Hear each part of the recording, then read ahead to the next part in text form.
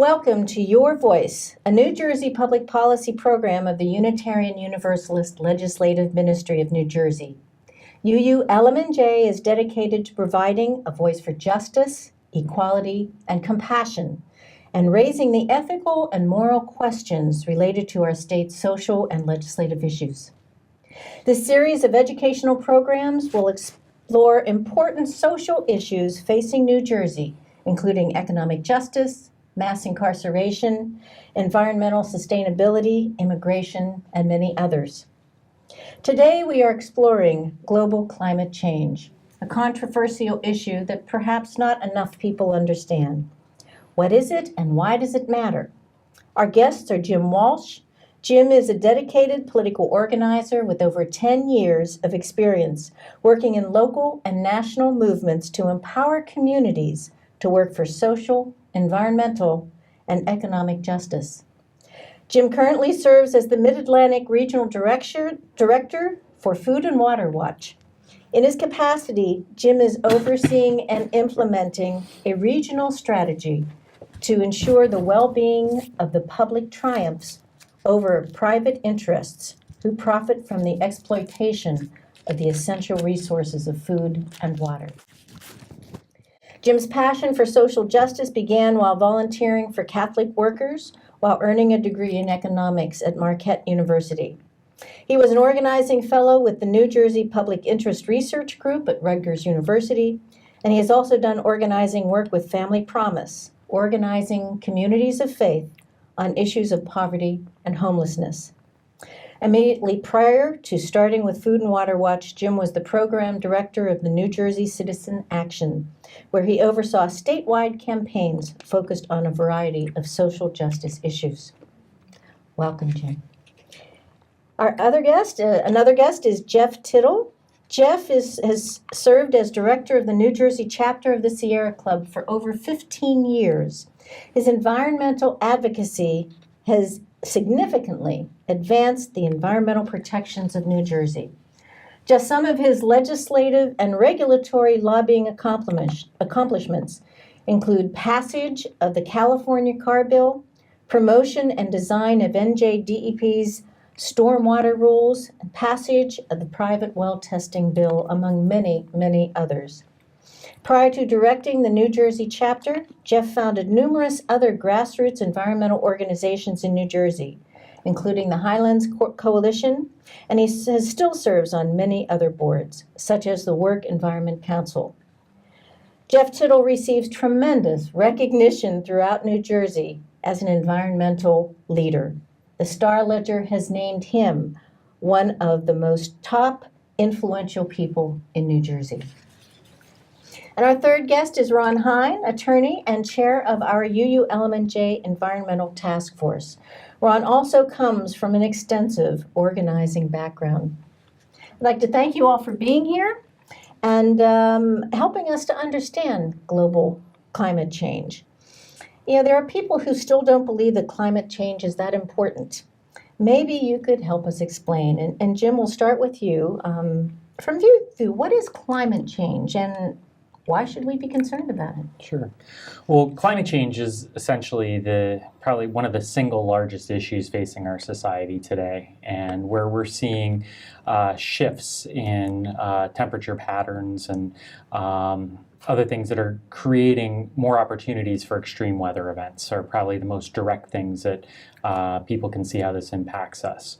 How climate change is coming about is essentially we're seeing an increase in greenhouse gases, things like methane and carbon dioxide being put in the atmosphere. Essentially traps the sun's heat, and rather than that heat reflecting off the earth and going out into space, is actually trapped and held within our atmosphere. And this research has shown that this will increase the likelihood of extreme weather events, things like forest fires.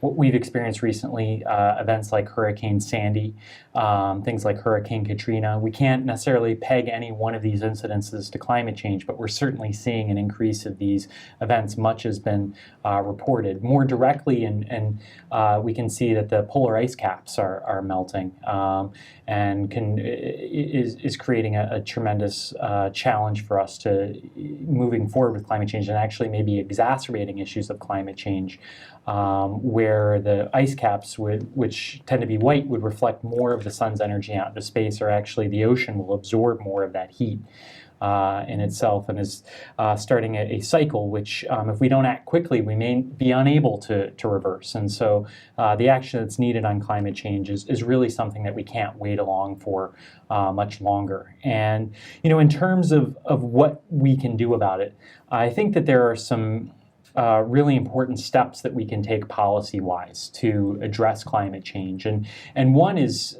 really shifting our focus and energy right now. We've been very reliant on energy sources like coal and gas, natural gas, which many people know, for energy sources. These pollutants actually will emit, when you burn coal and methane, you actually emit CO2 in the atmosphere. And methane itself, the chief component of natural gas itself, is a greenhouse gas.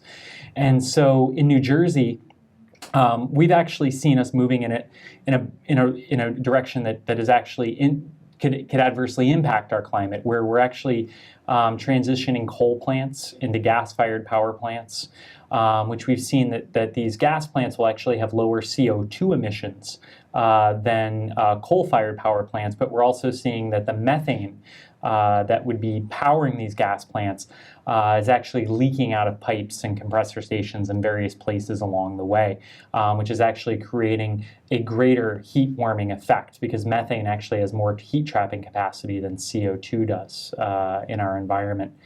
And so where we are now building pipelines across many of our communities, and Princeton here is one of them. It's been a victim of a plan to build a natural gas pipeline through it. There's plans to build a pipeline that would be carrying oil that has been fracked in the Dakotas through a pipeline from Albany to Linden called the Pilgrim Pipeline. These are all steps that are moving us in the wrong direction. And we need to start turning the tide and start moving away from those energy sources to actually start investing in renewable energy sources, to start taking steps to develop our solar and wind capacity and potentially explore other renewable options that we haven't seen before. We'd like to see a Manhattan-style project to addressing climate change, where we actually are spending tremendous public resources on actually addressing this. And we think that putting those resources forward is probably one of the most important things we could be spending money on right now. We also think that another important step is conservation. Conservation is probably one of the steps that people can individually take themselves to reduce energy usage on their own. But we also have policies that could be implemented to actually to help people reduce their carbon footprint and actually reduce those emissions that we're putting into the environment through leaving our lights on, or the types of light bulbs we're using, or the types of transportation choices that we have in front of us. And with transportation choices, we unfortunately have folks like T. Boone Pickens are partnering with legislators to promote legislation that would increase natural gas vehicles on our roadways. This is another thing where we're not moving away from these polluting fossil fuels, but really moving away from coal and plugging ourselves into another fossil fuel source, which will continue to warm our planet and put more emissions out into our environments. And so I think that what we need right now is for policymakers to stop moving us in this direction of more use of fossil fuels and start moving us off of these fossil fuels. In a nutshell, we can actually create a more sustainable climate for ourselves and future generations. Great, thank you. And Jeff, what to you is climate change, and why do you think we should be important? Do you have more to add or agree with? Well, after that, I'll just say that climate change is real. It's happening. We're seeing the effects every day. What's happening to our planet is really the struggle for survival. The planet will survive. It's the species that live on it. What will happen to them? We see climate disruption on a daily basis, whether it's in Bangladesh or whether it's here in New Jersey. We see in a state like New Jersey, things like the southern pine beetle that used to die every winter, now attacking our forests and the pinelands. We see storm drains on Long Beach Island that were built above the high tide, now having fish live in them. You know, one day when the giants play the dolphins in the Meadowlands, they're going to be real dolphins, because that's part of the state that's going to go underwater. 9% of New Jersey is at risk currently to sea level rise. The largest increase in sea level rise almost anywhere in the world has been in the mid-Atlantic region, and we're seeing towns down in the Delaware Bay Shore actually go underwater. Every time there's a full moon and a high tide, we see roads go underwater that were built above it. So we're seeing it happen. It's real. Anyone who denies climate change is denying reality, or being paid for by the oil and gas industry and the coal industry. And so we have a real challenge ahead of us. We can do it. We have the tools now. The question is, do we have the political will and political leadership to get it done? Our governor denies climate change.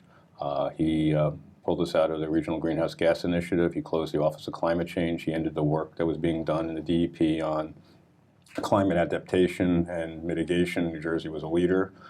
We were going to be the first state in the nation to have offshore wind. He's failed to go forward with any rules and regulations doing it. He crashed our solar market, and we had to resuscitate it. But we have the tools. We can make a difference, but you have to have the political will to do it, or you have to have political leaders that are not more concerned about what the Koch brothers and the Tea Party thinks and what's best for the state and best for their economy. 5 years ago, we had 10,000 jobs in the solar field. Now we have 6,500. So there are impacts directly, as well as the loss of jobs. It's also been the loss of being able to reduce greenhouse gases and other pollutants. So for every ton of carbon we reduce 2/3 of a ton of nitrous oxide and sulfur dioxide and mercury and everything else. So we have a real challenge ahead of us, but we also have the tools to do it. We need the political will, and we need the independence. The legislature has done some good things over the years, but we have a lot more that we need to do. Mm-hmm.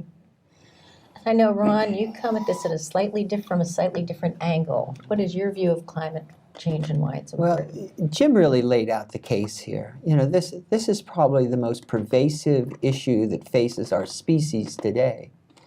We've really had our head in the sand about this for a long time. The problem is political will, but it's not only just political will, it's economic decisions that are being made. I think that people need to understand that all of this stuff is interconnected together.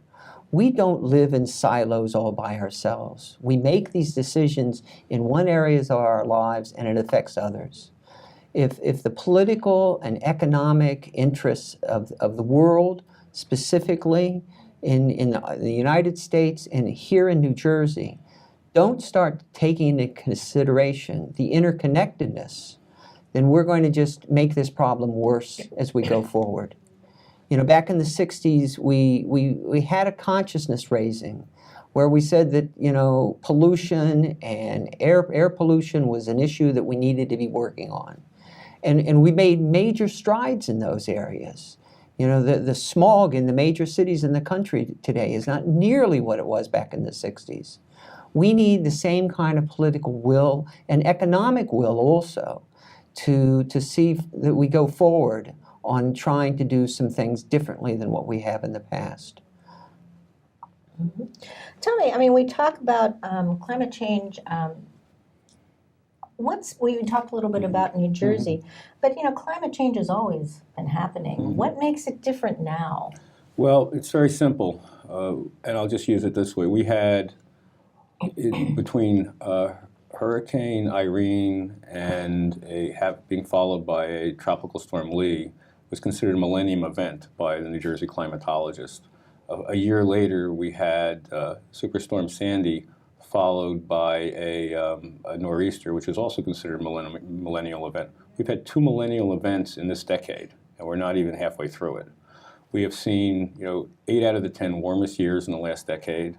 But we're also seeing the damage. $30 billion from Sandy, $10 billion from Irene, and that's just New Jersey.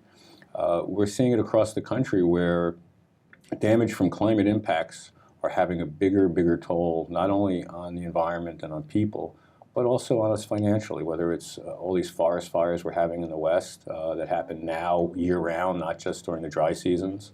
We're seeing big disruption. New Jersey is the warmest place in the world that can still grow cranberries. we're going to see those changes, and they're coming, and so it's here, and so we need to do things about it and really be aggressive because, unfortunately, we've only got one state and one planet and one place to live, and it's really under risk right now. The preponderance of the scientists have all said that this is something that's real, that this is man-made. I mean, you go back 200 years ago, we started with coal and peat being burned, and then we moved to oil and natural gas.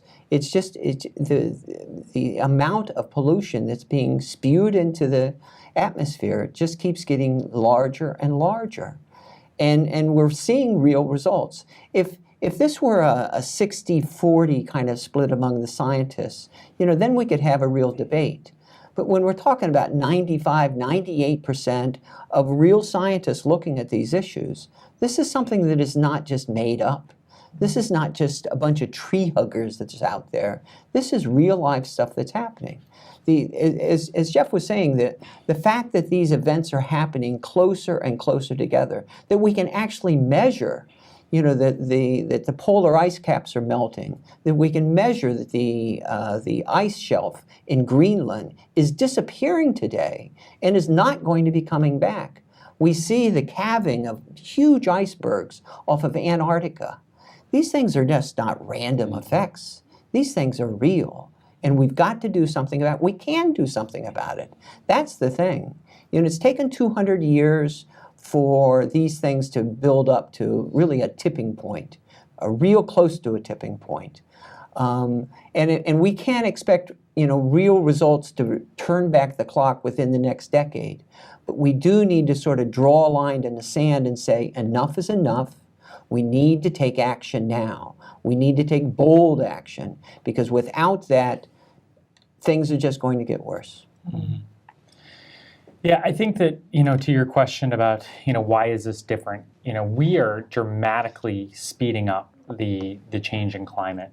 And where, what used to take tens of thousands of years is taking a matter of centuries and decades now. And the impacts are actually speeding up faster now than scientists even thought they would be happening with models that were developed 10 years ago. And so this is something that is very different than, the regular cycles of climate change that have happened on the planet for, over the span of, tens of thousands and hundreds of thousands of years. We're seeing, communities of people, entire civilizations right now about to be wiped off the map in the South Pacific because their islands are being captured by rising sea levels. These are people who, basically lived in peace and harmony on their, small little islands in the Pacific are now, in danger of being entirely obliterated because of climate change.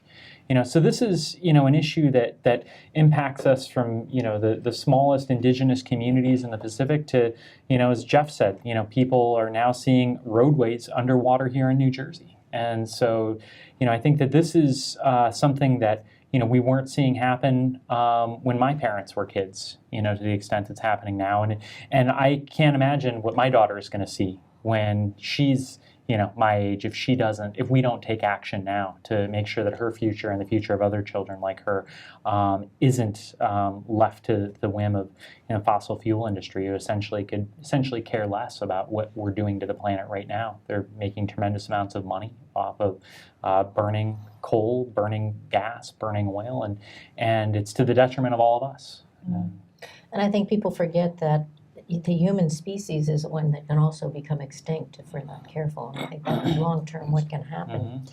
Mm-hmm. I would like to move in, though, because I hear you talking a lot about political will. And if we had the political will, what kind of legislation or what kind of things can we be pushing through? Well, I think, first of all, New Jersey has been, up until this administration, in the forefront. When Governor Cody put in 2005, 22.5% of our energy coming from renewable sources by 2020. That was landmark. When we passed the California emissions bill, in 2004 to tie us to having clean energy standards and zero-emission vehicles. And I helped work and author the Global Warming Response Act that set a goal of 80% reduction by 2050 for greenhouse gases. So we've set things up. We had a great Office of Climate Change. We were part of the Regional Greenhouse Gas Initiative. We were reducing carbon. The Christie administration comes in, and the governor is more concerned about his national politics, and he guts all of those things. So we have a lot of tools we can use right now. We could be building a lot more. We could be building wind off our coast. We could be doing a lot more solar. So we can do a lot under the tools we have. What we need to do, though, to move us forward is that we're supporting, legislation that is a Sierra Club national priority to have 80% renewable by 2050 and a 30% reduction in energy efficiency of energy use by 2030, because we know that we have the ability to do it. For energy efficiency is the most underrated form of saving us from pollution and saving us money. For every dollar we spend in energy efficiency, as a homeowner, we get 4 back. Every business gets 16 back. Just something simple as LED lights. If you turn off, because I think when we look at solutions, there's individuals, there's local government, there's state government, there's national, and there's international. Do you realize that if you turn off your 3 televisions and the 3 TV, your cable boxes, and the light on your microwave, that's 20% of your electric bill right there that you could save, and how much power that saves. The average house in this state, the investment of about $10,000 in better furnaces and appliances and better insulation and windows could cut their energy use by almost half. So that's one area we can do a lot in. Smart grid, moving electricity around better. Distributed generation, so instead of building big expensive power plants, we can build small solar and wind and micro, have large wind farms off our coast and redundancy. We can get there. We have the technology. We just need to move things forward, and I think we can do that. So what you're saying is the individual can have a lot of impact on this. It doesn't have to be just It's legislation. everything, yes, because we have to make that, the individual needs to force government to change, but it also can force society to change. And when, kids look at somebody in an SUV and go, no, and I see that all the time, and they want to drive a Tesla or a Prius, yeah, we're changing. People want to go green. Everybody on a daily basis going to the local farmer's market and buying local produce, buying green products like green cleansers, walking instead of driving, we're doing it. A lot of people are. But we need to do a lot more, and we need to get government to act as well. And a lot of towns are doing good things.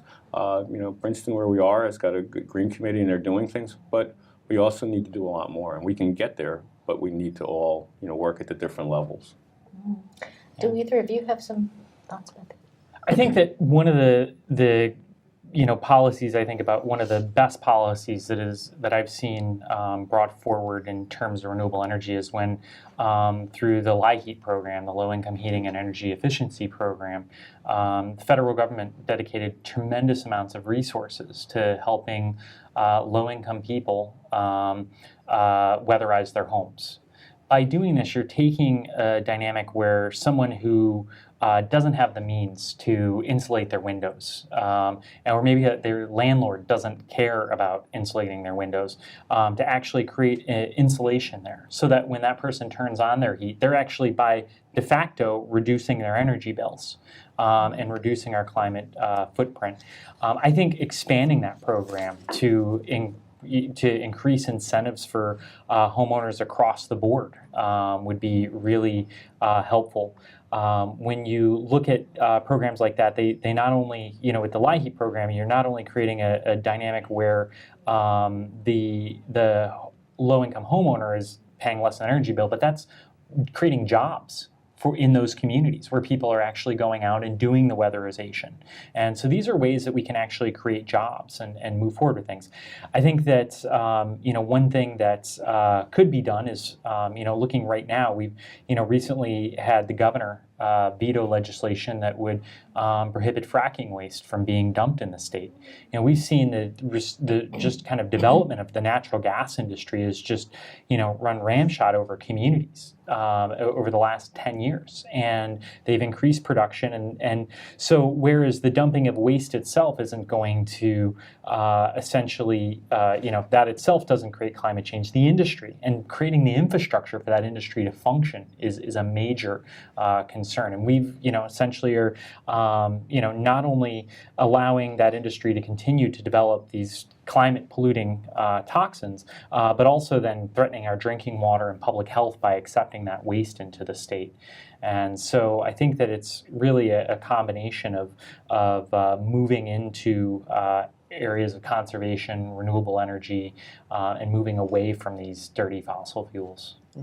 I just want to add that New Jersey, the Governor Christie's taken $1 billion from the Clean Energy Fund in 4 years that was supposed to go to those kinds of programs. We don't need we have a state program, it's been robbed. Two other things which are important.